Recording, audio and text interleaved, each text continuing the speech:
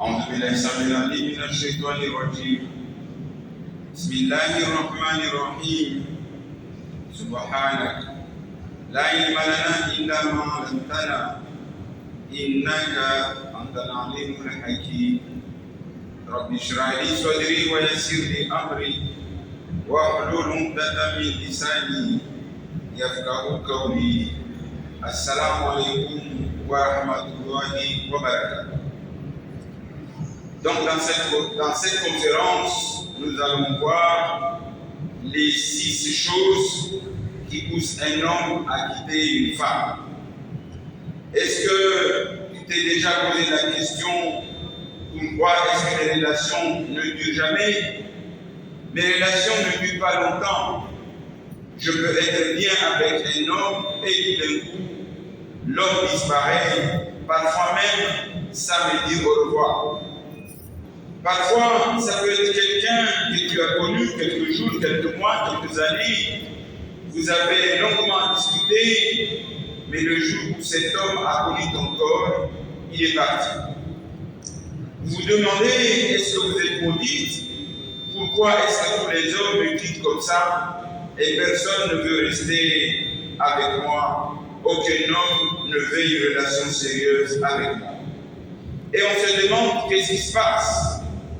Alors aujourd'hui, ma sœur, tu vas comprendre pourquoi tes relations ne durent pas. Je l'explique ici dans cette conférence. Premièrement, d'abord, les hommes n'aiment pas les femmes qui ont une bouche, qui se mettent vite en colère et qui demandent un écart de tout. Elles vont crier, elles vont monter le ton, rabaisser le chéri, voire les insulter. C'est vraiment important de régler ce problème-là et cela est possible. Puis, les hommes n'aiment pas la tromperie.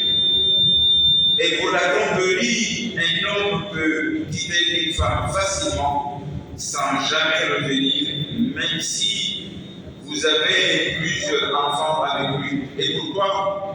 Parce que les femmes sont tolérantes, parce que les femmes sont plus tolérantes que les hommes. Au fait, les hommes ont l'impression qu'ils ont le droit de tromper, mais pas les femmes.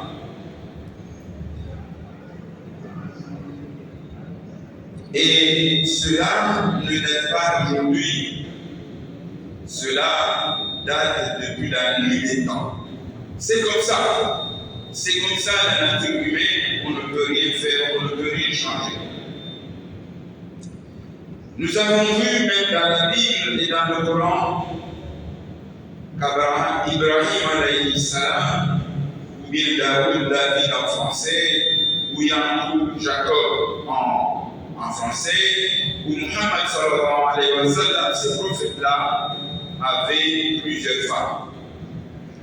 Et on a vu qu'un jour, David a tué son soldat, Uri, parce qu'il aimait sa femme.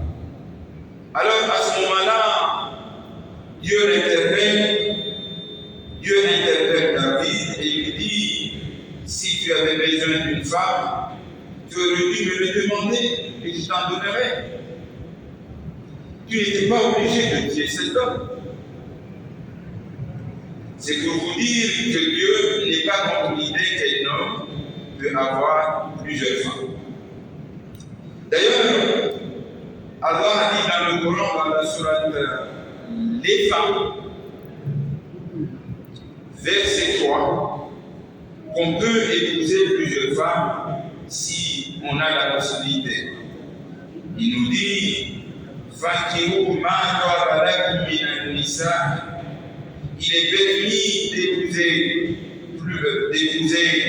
plusieurs femmes, si vous voulez, maintenant 2, ou 3, ou bien 3, ou 4, ou bien 4. فَإِنْ خِفْتُمْ أَلَّا تَعْدِلُوا فَوَاحِدَةً. Et si vous craignez que vous serez injuste avec celle-ci, alors épousez une seule.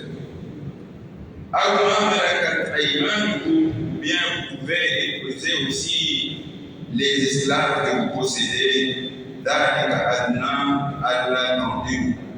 cela afin de ne pas commettre l'injustice ou de ne pas aggraver votre charge familiale. Donc, si vous avez la possibilité, vous pouvez épouser 1, 2, 3, 4. Si vous pensez que vous pouvez gérer la situation. Et si vous ne pouvez pas gérer 2 ou 3 ou 4 femmes, alors vous épousez 1. Ou bien si vous n'avez pas les moyens, même 1, vous n'êtes pas autorisé.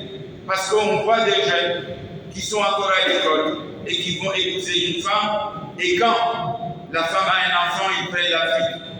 Parce qu'ils ne veulent pas prendre les responsabilités de la charge. Si vous n'avez pas la possibilité d'épouser même 1, alors il faut jeûner. Et n'allez pas prendre une femme, la faire souffrir, et quand il y a un enfant, vous prenez la fuite, c'est une injustice. Donc, dans la tête de beaucoup d'hommes, la tromperie, c'est quelque chose qu'une femme peut pardonner et sauver son couple, mais qu'aucun homme ne peut jamais pardonner à une femme qui aurait trahi, qui aurait trompé. Mes chers sœurs, faites donc très attention, car si vous trompez à votre mari, à votre partenaire, cela peut vous coûter très cher. Pour la trahison, un homme peut quitter une femme, même s'ils ont beaucoup d'enfants. Même si vous avez 4, 5, 6 ou plus, si vous trompez ma soeur, si tu trompes ton mari, il va te quitter. Même si la femme est très belle, ne croyez pas que ça parce que vous êtes très belle, que vous allez tromper votre mari et qu'il va rester avec vous. Là aussi, il va vous quitter. Même si la femme a une très belle situation, un bon salaire, l'homme va la quitter quand même à cause de la tromperie, impardonnable pour un homme. Donc, ma soeur, quelle que soit ta situation, quelle que soit la durée de votre mariage, ne dites pas, on a fait 10 ans, 15 ans, si j'essaye un peu, ça va marcher, ça ne marchera pas. Aucun homme ne pardonne la tromperie. C'est comme ça que la nature est faite. Les hommes ne tolèrent pas la tromperie ou la trahison, que les femmes le sachent. Deuxièmement, les hommes n'aiment pas les femmes qui mentent, qui ne disent pas la vérité, lorsque celle-ci n'est pas sincère. Parce que les hommes pensent qu'une femme qui ment, on ne peut pas lui faire confiance. Si l'homme découvre que la femme ment, il ne voudra pas s'engager, car une femme qui ment est capable de tout. Une femme qui ment est capable de vendre ses biens, de vendre son mari, de vendre sa maison, de vendre ses enfants, de tout vendre. En fait, on ne peut rien construire avec le mensonge. Cela ne convient pas aux femmes et aux hommes également de mentir. La femme ne doit donc pas mentir, même sur les petites choses. Pourquoi? Car cela va remettre en cause la confiance. Or, c'est la confiance qui unit deux personnes. On dit qu'il vaut mieux une vérité vexante qu'une mensonge souriante. Donc, il vaut mieux dire la vérité, même dans les choses les plus difficiles. Après, tu vas expliquer, ton mari va comprendre. Mais si tu fais l'inverse, essaie de mentir, le jour où ton mari va découvrir la vérité, tu auras tout détruit. Et ça sera ta faute. Troisièmement, les hommes n'aiment pas les femmes qui ont un lourd CV. Les hommes n'aiment pas les femmes qui ont un lourd CV. Qu'est-ce que je veux dire par là? Je veux dire que les hommes n'aiment pas les femmes qui ont fréquenté plusieurs hommes dans leur passé, dans leur histoire. C'est un lourd CV, ça. Les hommes n'aiment pas les femmes qui ont fréquenté beaucoup d'hommes qu'on ne peut même pas compter. C'est quelque chose qui dérange beaucoup les hommes, le fait de savoir que leur partenaire a connu plusieurs hommes dans leur passé, car cela ne le met pas en sécurité. Encore 2 ou 3, un homme peut accepter, mais si ma soeur, tu as connu plusieurs hommes dans ta vie, l'homme va te quitter, il va partir.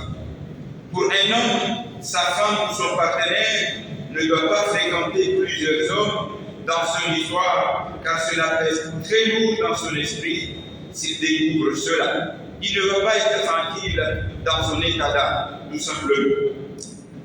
Donc il va s'imaginer beaucoup de questions, il va se poser beaucoup de questions. Il n'y aura pas la confiance, il n'y aura pas la stabilité dans son mental. Donc, quatrièmement, les hommes n'aiment pas les femmes qui ne sont pas agréables.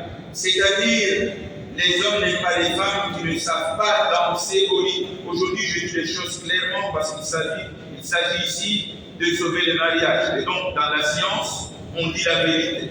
Donc, au fait, les hommes sont très imaginaires. Lorsqu'un homme voit une femme dans la rue, il s'imagine ce qui peut se passer sur le lit, c'est que cette femme peut faire en bas.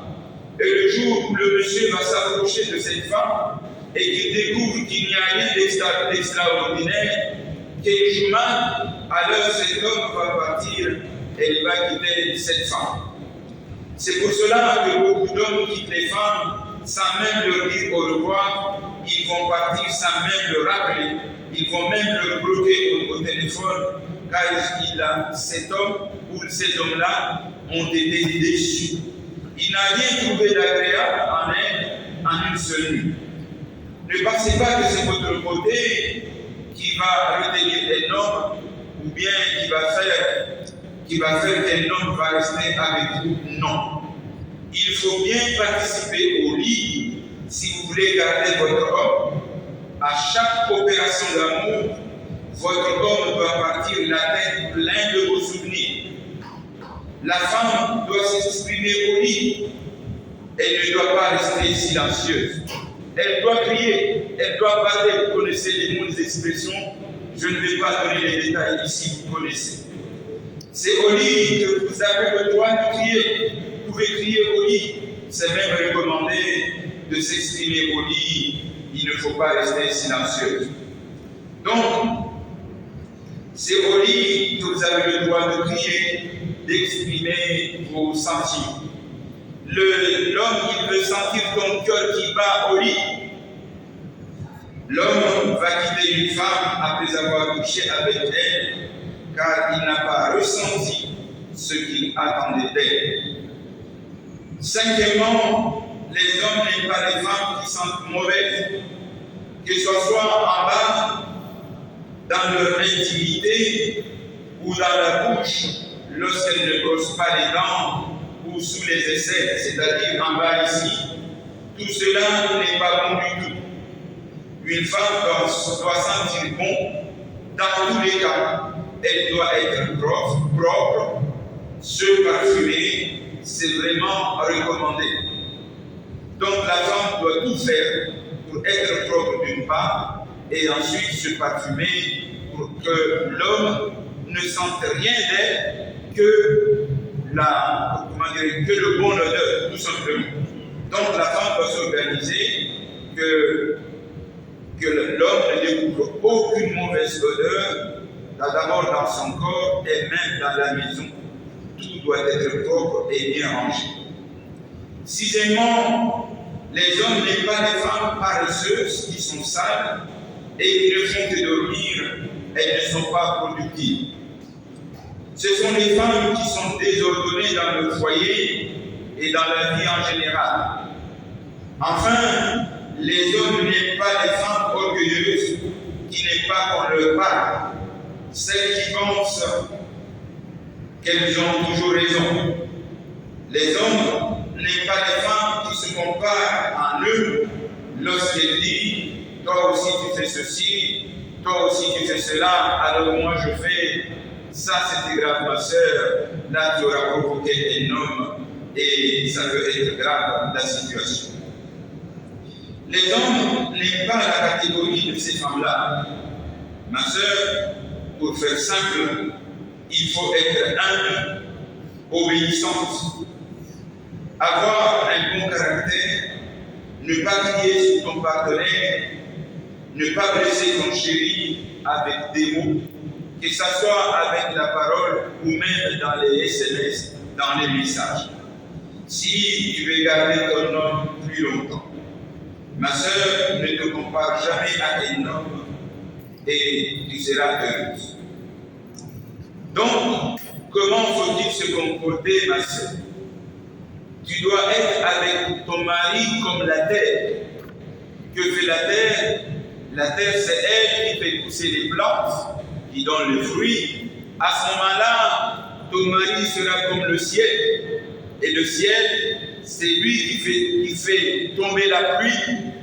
Et avec la pluie fait pousser les plantes. Si tu es avec ton mari comme la terre, ton mari sera pour toi comme le ciel. Ne manifestez jamais de la force envers un homme, parce qu'un homme, c'est comme un lion, il est très fort. Je vais vous raconter votre histoire, cette histoire, pour illustrer, et je crois que ça peut résumer tout. Il y avait une femme qui s'est plaignée devant une savante, une femme savante. Et cette jeune femme est allée voir cette femme et lui a dit: moi, je suis fatiguée de mon mari, j'ai tout fait, mais il ne change pas. Quel conseil peux-tu me donner? Je veux une solution pour récupérer mon mari pour qu'il change. Et cette vieille dame qui était pleine de sagesse lui a dit: je veux bien te guérir, mais tu dois m'amener le poil d'un lion. Cette femme-là, elle était sur le point de divorcer, tellement elle était fatiguée, son mari était très dur, on va dire. Donc, et la femme, la vieille dame lui a dit: mais ce poil de lion, il ne faut pas envoyer quelqu'un, il faut que ça soit toi qui le prend devant le lion. Mais ça ne marchera pas si tu envoies quelqu'un d'autre en mission. Et alors cette femme-là, elle a réfléchi. Comment est-ce que je peux faire pour récupérer le poil d'un lion alors que le lion est un animal très méchant et il risque même de me dévorer? Alors elle s'est renseignée. Elle a demandé quelle est la chose que le lion aime le plus. Et on lui a dit que le lion aimait la banane. Alors elle s'est organisée. Elle a dit: je veux aller vers la rencontre de ce lion-là. Elle est allée à l'endroit où il y avait les lions. Au premier jour, elle est montée trop haut à l'arbre. Et il a commencé à lancer des bananes, à donner des bananes. Le deuxième jour, il a fait la même chose, elle a descendu un peu, elle a donné encore des bananes. Le troisième tour, elle est descendue et le lion le remarque.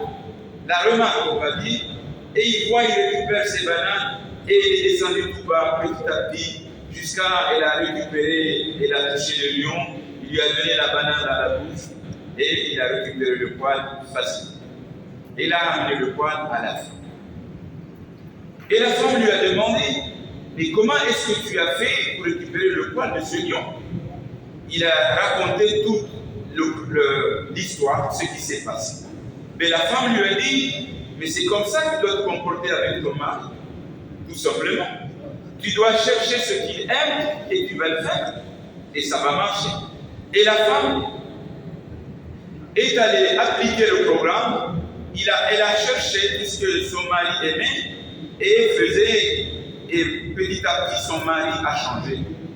Et plusieurs mois, 3 mois après, à peu près, la vieille dame a rencontré la femme et lui a demandé: mais c'est pas toi qui es venu chez moi? Oui. Alors, est-ce que tu veux que je divorce? Non, moi je ne veux pas divorcer du tout. Mon mari a tellement changé qu'il est devenu très bon. Maintenant, je ne veux même pas vivre. Vous voyez? Quelle leçon allez-vous retenir, ma soeur? C'est très simple. Souvent, vous dites, ma soeur, que lui, j'ai tout fait, mais il ne change pas. J'attends qu'il change et moi, je vais changer. À 99%, si toi, tu ne changes pas, l'homme ne va pas changer aussi. Ce qu'il faut faire, faites comme cette femme, commencez à changer vous, et si vous changez, vous allez changer votre mari. L'inverse aussi est possible. L'homme aussi peut changer pour changer la femme. Mais si tu attends que c'est l'autre qui change, à 99%, ça ne va pas marcher et vous allez vous battre tout le temps et finalement, ça risque d'aboutir aux séparations. Donc, si vous voulez changer, commencez à vous changer vous-même, votre intérieur, votre comportement, et vous allez changer systématiquement l'autre et vous allez ramener la paix dans votre vie. Quelles sont les solutions pour régler le problème, pour que mon partenaire reste avec moi, mais vous allez appliquer les 5 recommandations à l'inverse. On vous a dit tout le temps, tout à l'heure, que pour éviter qu'un homme vous quitte, il ne faut pas crier. Bon, si vous criez, vous allez éloigner votre mari, votre partenaire, vous allez éloigner la personne que vous aimez le plus. Donc, si je veux me rapprocher de lui, qu'est-ce que je fais? Je vais arrêter de crier. S'il y a un problème, je vais patienter, je vais fermer ma bouche, je ne parle pas, je ne m'exprime pas jusqu'à ce que la colère s'en va. Pourquoi? Parce que si vous allez parler au moment de la colère, vous allez prononcer que des mots qui blessent, que des mots qui vont faire mal, et vous allez laisser des mauvais souvenirs. Parfois, les mots sont irréparables et irréversibles. Vous allez laisser des souvenirs que votre partenaire ne va pas oublier et que ça va créer des cicatrices, des choses très graves. Donc, je suis en colère, je me calme, je ne parle pas. C'est la solution. Parce que c'est Satan qui nous manipule. Allez, parle, dis-lui des choses qu'il n'aime pas et ça va provoquer des problèmes. Deuxièmement, on vous dit que les hommes ne supportent pas la tromperie, alors que ce que je dois faire, ma soeur, je dois être une femme fidèle, ne jamais tromper mon mari. Et ensuite, deuxièmement, on vous dit qu'il ne faut pas mentir. Alors, qu'est-ce que je dois être? Je dois être une femme sincère. Je dis toute la vérité à mon mari ou à mon partenaire. Si tu mens dehors, c'est pas grave, mais surtout à Allah, au prophète, à ton père, à ta mère et en particulier à ton mari, il ne faut jamais mentir. Troisièmement, les hommes aiment les femmes qui ont fréquenté 0 homme ou bien 1 homme ou 2, mais pas plus. Évitez de fréquenter plusieurs hommes à la fois parce que le jour où tu vas trouver la bonne personne et quand il va découvrir que tu as un coup de CV, il va t'abandonner. Quatrièmement, les hommes n'aiment pas les femmes qui ne sont pas agréables au lit, qui ne savent pas danser. Alors ma soeur, qu'est-ce que tu dois faire? Au lit, il faut danser, il faut bouger, il faut participer. Hein? Parce que c'est jusqu'à ce que ton mari, quand il va quitter là, ton partenaire, il part avec la tête pleine de souvenirs. Il voudra encore, parce que tu es un bon partenaire. Ne pense pas que c'est ta beauté, ton physique qui va devenir un homme. Non. C'est au lit que tout se passe. Il faut crier, parler, dire tout ce que tu veux, mais il faut que ton mari sente ton cœur qui bat. Quatrièmement, les hommes aiment les femmes, n'aiment pas les femmes qui sentent mauvais. Donc, ma soeur, il faut que tu t'organises. Tu dois être propre, les dents, bien s'habiller, faire une belle coiffure, être propre sur le lieu d'intimité. Il faut être propre et se parfumer. Dites à ton mari d'acheter du parfum, il va l'acheter. Mais quand il achète le parfum, tu le mets au soir, pas quand tu sors dehors. C'est au soir sur le lit qu'il faut mettre ce parfum-là. À chaque fois qu'il vient avec toi, il sent cette odeur, il a acheté pour toi, donc il faut l'utiliser pour ton mari, pas les autres hommes d'elle. Sixièmement, les hommes n'aiment pas les femmes paresseuses, donc il faut participer, il faut faire de la bonne cuisine, il faut que ton mari, quand il arrive à la maison, que le repas soit prêt, parce que les hommes sont feignants, ils ne supportent pas la faim. Il faut que le repas soit prêt à chaque moment du repas à l'heure. Il faut bien nettoyer la maison, bien ranger les choses, mettre les choses au bon endroit. Les choses de la cuisine dans la cuisine, les choses de toilette dans les toilettes, etc. Ne prenez pas les choses de la cuisine, les mettre aux toilettes. Ne prenez pas les choses de toilette déposées dans la cuisine. Les hommes n'aiment pas le désordre. Et enfin, on ne se compare pas à un homme. Tu peux imiter les bonnes manières qu'un homme fait, mais n'imite jamais les erreurs qu'il fait. Ces erreurs-là, tu dois éduquer ton homme, ton mari, ton partenaire à changer, mais tu ne vas pas mettre la même erreur que lui, il a fait. Ça peut créer des conflits, et surtout quand tu le dis, toi aussi tu fais ça, toi aussi tu fais ça, tu vas créer des problèmes, alors que notre objectif, c'est d'éviter les problèmes, c'est-à-dire organiser la paix dans la vie de couple, dans la famille, pour sauver la famille. C'était l'objet de la conférence, et sur ce, je vous dis assalamu alaikum wa rahmatullahi wa barakatuh.